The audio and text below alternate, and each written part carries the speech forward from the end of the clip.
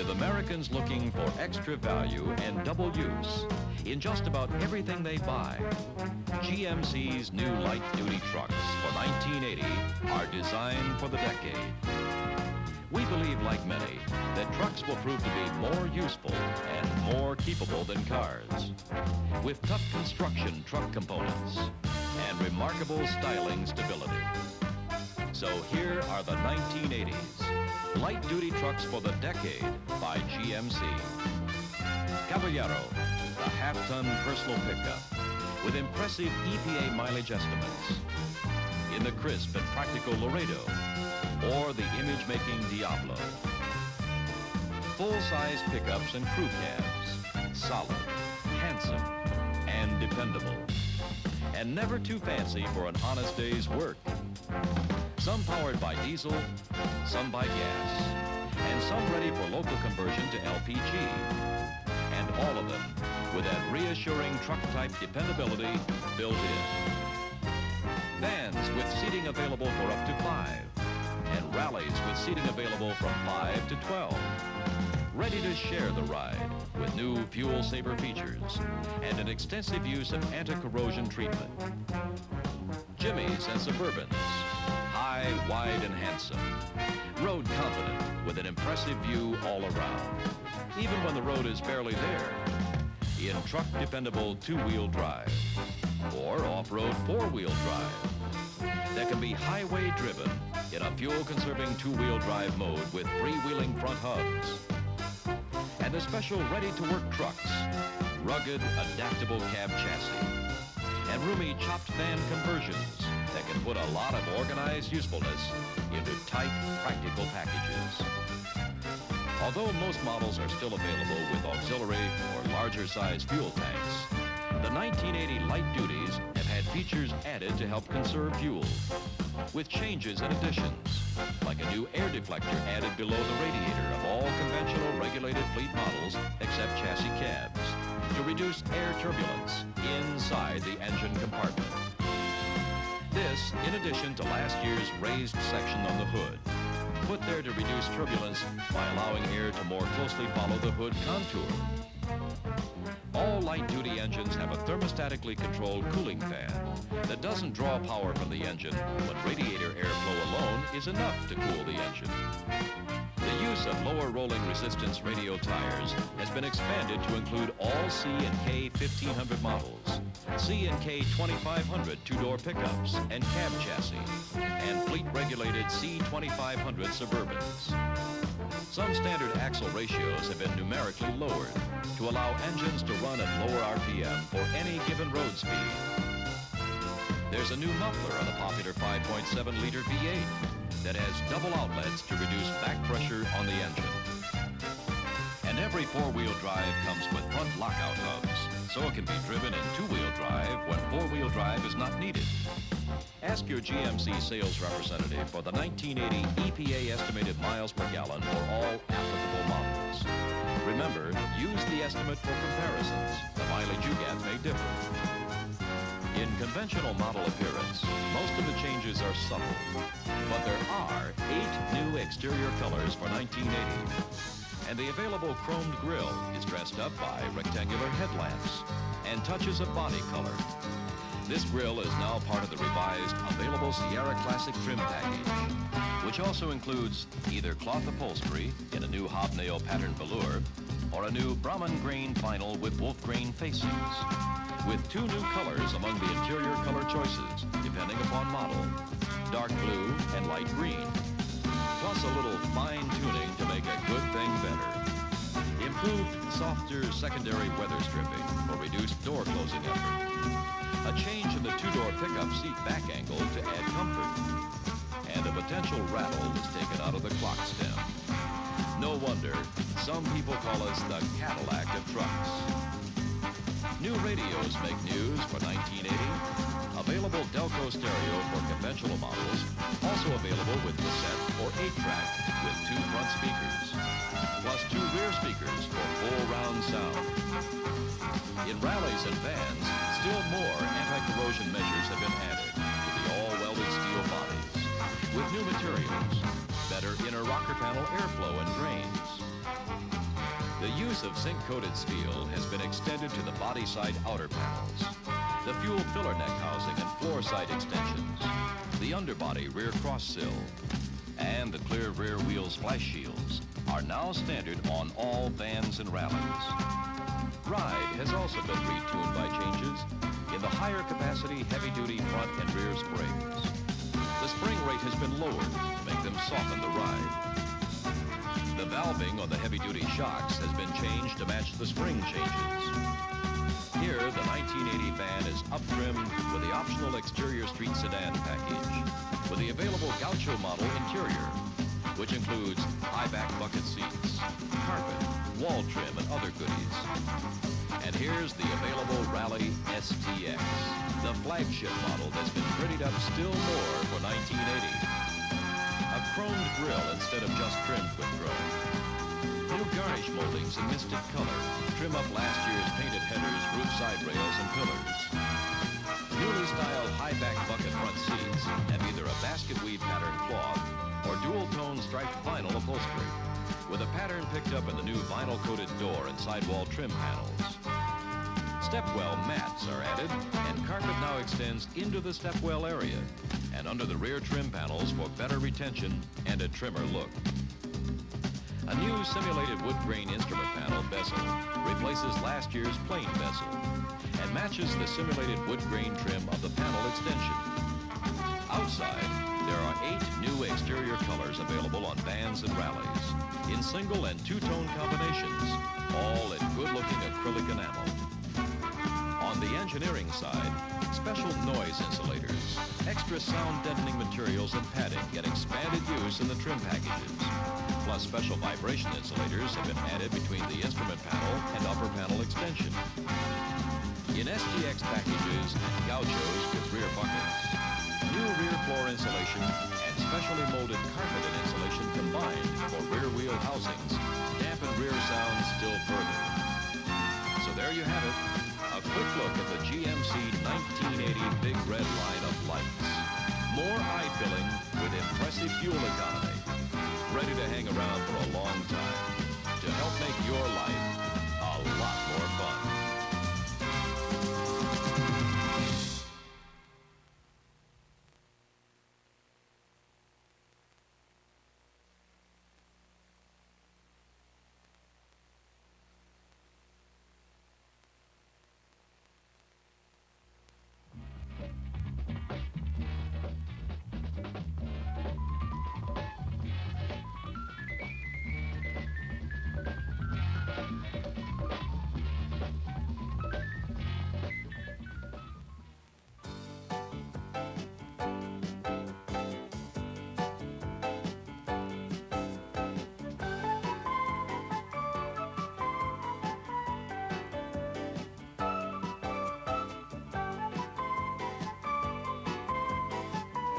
Characters in this dramatization live different lifestyles and own different trucks.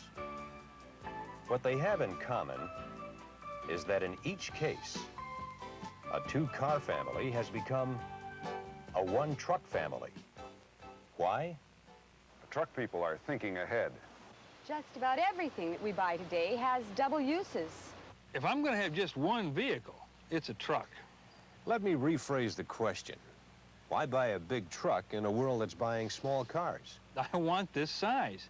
It can be smart economics. Truck components. Styling stability. Room. Just plain room. And it's not really such a big truck. Well, it looks big from here. It's only 3 inches longer than a Phoenix. One of the compact X cars? Yep. Not quite 3 inches longer. Hard to believe. Cross my heart. And it's got a lot more room to haul things. But it does need more gas. Well, gas is part of the economics, but it's not the whole ball game. Well, what do you mean? Well, what most people forget is that when you cut down on your driving, the advantage of the small car fuel savings gets smaller too. I hadn't thought about that. Most people don't. Well, if I were driving 25,000 miles a year, I would undoubtedly buy a small car. But you bought the Rally. Certainly, because I'm cutting down on my driving. Regardless of what I drive, I'm not going to drive as much. Then how much do you plan on driving? Maybe 10,000 miles a year. Now, the difference between a truck and a small car is considerably less. And the difference becomes a reasonable trade-off when you realize how much more I can do with the rally. Such as? Well, first, I use the rally as part of a carpool. I can amortize my fuel over 8 people.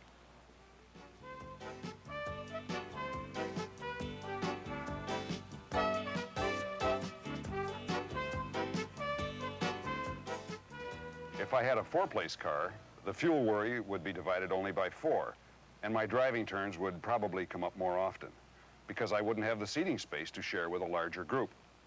Then, too, when possible, I do my own repairs and remodeling and yard work. I buy supplies and I rent equipment. I don't have to pay delivery charges or rent a truck or trailer to move some of this stuff, but I can do it with the rally, and I've already paid for that. And 3, I have a small travel trailer. 20 miles from here is a lake park where I can leave it off and on during the summer. We use it weekends and vacations. I can tow that trailer with a rally where I might not be able to with a small car. Of course, I could pay to have it towed, but why bother? I can do it all with the rally. And that's total economics, the value-money relationship. Well, you're certainly getting your money out of your fuel. Of course. We plan on driving less, and we plan on keeping our Jimmy for a long time. Well, can't you also do that with a car? I have a friend with a 10-year-old truck. She keeps it up very well. The other day we went to lunch, and she parked hers alongside mine. No one would ever have known there was 10 years difference. Trucks have remarkable styling stability. It's not the fashion to change trucks like clothes designs or cars. My trucks last. I take care of everything I own. Truck parts are easy to get, and if I want somebody else to work on the truck, truck mechanics are available.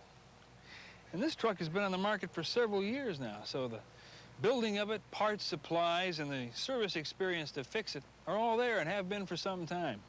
Trucks have truck components for truck-type jobs. Well, why did you pick the Jimmy? Well, a station wagon-type vehicle has a lot of uses. While the Jimmy is tall, wide, and roomy, it's also short and has a see-over-traffic driving position. And it's got good ground clearance. Are you an off-road buff? No, not really. Four-wheel drive is a kind of ace-in-the-hole thing with us. We think of the Jimmy as the neighborhood bad-weather vehicle. If there's flooding across the road from a storm, we didn't really need the road. We feel we've got more choices in a tough situation. First off, I need a pickup. I use a pickup in my work. We went from a pickup and a car for my wife to just this pickup. Well, that's why it's a pretty fancy pickup. It's her car in front and my truck in back. Did you consider a mini pickup? Some. But you didn't buy one. Why? Room. Pure and simple. What I'd save in gas, I'd pay for in room. If I bought a little Datsun pickup, well, I'd be getting better mileage. But I'd feel I was getting a lot less pickup. Well, how do you mean? Well, I did some measuring before I bought, and that little Datsun pickup has a box with 37.44 cubic feet of room. Now, this long bed GMC has over 74.3 cubic feet of space. Now, I use that space to haul my materials and tools. See, I haul my 4x8 sheets of home plywood and rock wall inside the box, not propped up and hanging out. And I'm building a lightweight slide-on to use as a hunting shack. And I'd surely rather have 74 feet instead of 37.5 feet to work with. You ever look inside one of those mini cabs? Well, they may be all right for 2 people, but I'd rather have a 3-passenger cab than a 2-passenger cab. And I got more headroom and legroom. Well, then, too, I figure maybe American parts might be a little more available than import parts. That's worth thinking about. Well, I expect to work with it and pleasure with it for some time to come. Well, how does your wife feel about it? Fine. She took to it like a duck. Well, she knew we were going to one vehicle, like when we first got married. She's pleased that it's pretty and so easy to drive.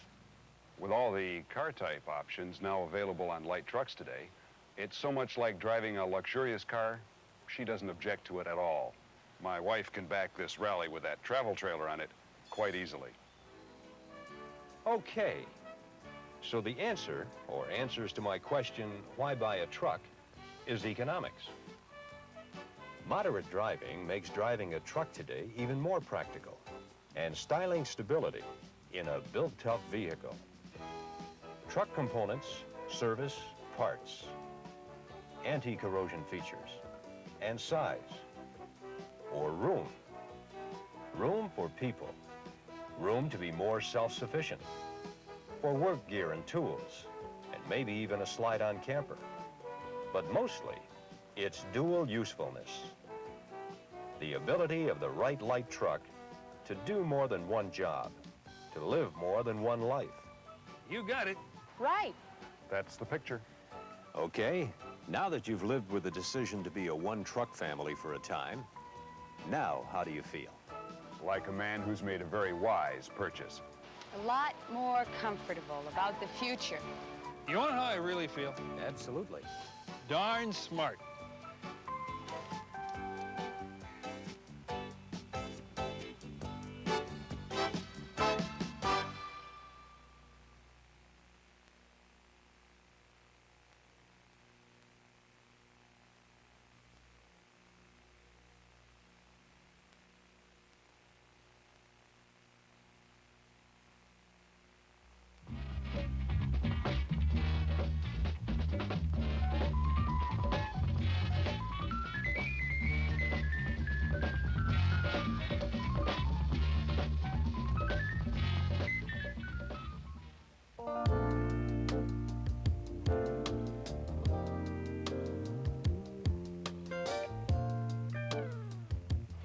Tell me truthfully, folks. Been looking at those little mini trucks? Been thinking careful thoughts about the future? Well, folks, if you're looking for the mileage of an import in a good old practical American package, look no farther than Caballero, GMC's pocket pickup. Well, I call it a pocket pickup because my favorite Texas person says he's gonna buy two, one for each pocket, so he'll never be without a pickup when he needs it. Yes, folks, this beauty is a pickup. But Caballero is more than just a pretty face. Why, it'll go toe-to-toe, nose-to-nose, cheek by jowl with your Datsuns and your Toyotas. But now I ask, do you want to talk about size? You want to talk about EPA estimates? You want to talk about comfort and pleasure? You want to talk about EPA estimates? Of course you do. Fine. But now I tell you what I'm going to do. I am not going to ask you to take my word for it. No, I'm going to let you do your own looking up and checking out. So I say to you, go run, don't walk, to your nearest official U.S. government EPA buyer's guide. There should be one at your dealership. And I want you to look up for yourself, by yourself, with nobody looking over your shoulder. I say, look up the EPA ratings for a Datsun and a Toyota pickup. Now, you'll find it under small pickups. Now look up the rating for a base model GMC Caballero. But you won't find it under small pickups. No, it's under standard pickup. Now look up the EPA rating for the Caballero with a standard engine and a manual 3-speed floor shift.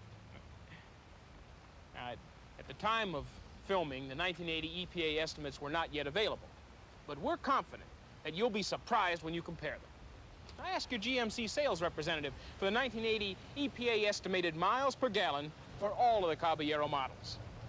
Remember, use the estimates for comparison. The mileage you get may differ. Ain't life amazing?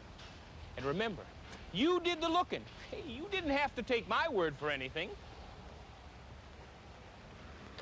But now I am going to let you take my word for a... You don't want a standard engine. Okay, we'll let you buy a different engine. They won't. Now this has our smallish available 4.4-liter V8. And that has our standard smallish 3.8-liter V6.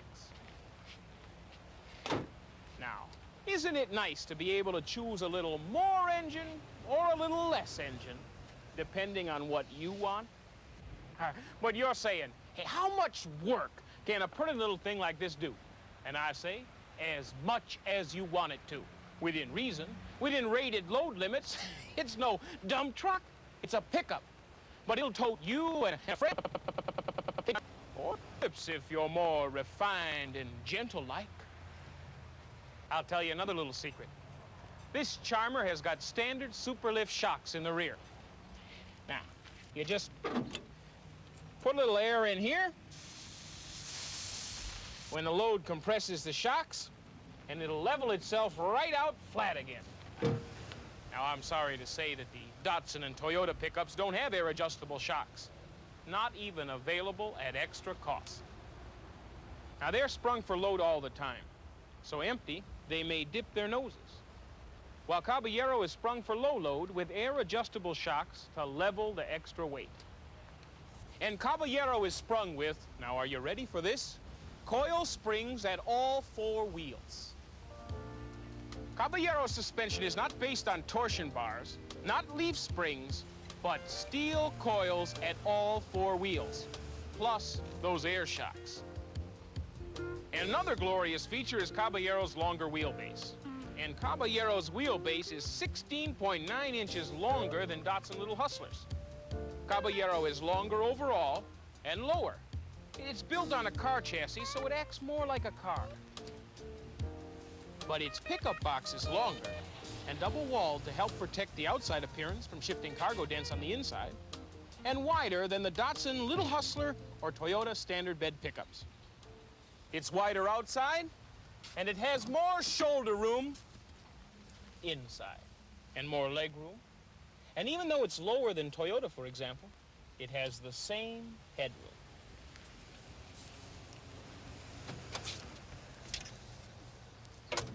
Under the hood, with the inside hood release, it's got a bigger engine that produces its maximum SAE net horsepower at slower engine speed than Toyota.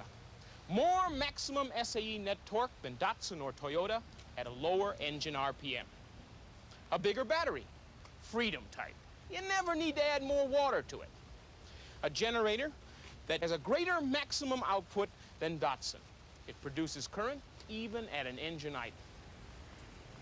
Power brakes, disc front, drum rear, with a dual hydraulic system. An aluminized muffler. And standard steel-belted radial ply black walls, and available with white stripe or white lettered tires. You even get a spare tire. Oh, come on now. Everybody gives you a spare tire, surely. But the secret is to find it on the Caballero. It's not mounted in the pickup box or strapped underneath. It's not under the hood. It's not even in the lighted glove box. I just said that to call your attention to the lighted glove box. Just show me a Mini with a lighted glove box. Give up? It's right here. In its own little secret compartment. Snug, safe, dry, dirt-free, out of the sunshine, just riding along. You see, it's the special touches of class that make the Caballero more than just an ordinary pickup. Like the glove box light, the hidden spare, the hidden wipers, the choices you make to equip it. Exterior trim packages available, like this Laredo. Or this heartstopper, the Diablo. Engine options, economical V6 or V8. Transmission options, standard 3-speed, available 4-speed manual floor shift or automatic. Seat choices, standard split back bench, optional bucket, or the optional 50-50 split seat, which is available with 6-way power, available upholstered in vinyl or cloth. Optional equipment like power door locks, power window, AM/FM with CB or stereo or tape, automatic speed control, power steering, comfort tilt steering wheel if you like, intermittent wipers, even an available 22-gallon fuel tank. Now, the standard one is 17.7 gallons. Extra fuel means extra range. How much range? Well, now, if you want to estimate driving range to compare a Caballero with a Mini, I'll tell you just how to do it. You take that EPA estimated miles per gallon that you got from the official U.S. government list, and you multiply that by the number of gallons capacity in the fuel tank. And the answer is XY miles. Now, that's estimated driving range. Now, you do that once for the Caballero and over again for the Datsun or Toyota Mini. And then you compare. And then think about how far you can go between tank fills with the Caballero versus how far you can with the Mini. And you make up your own mind about the Caballero. Now remember, use the estimates for comparison. Your range depends on your speed, weather, and trip length. Well, don't just stand there. Go buy one, for they've all been taken.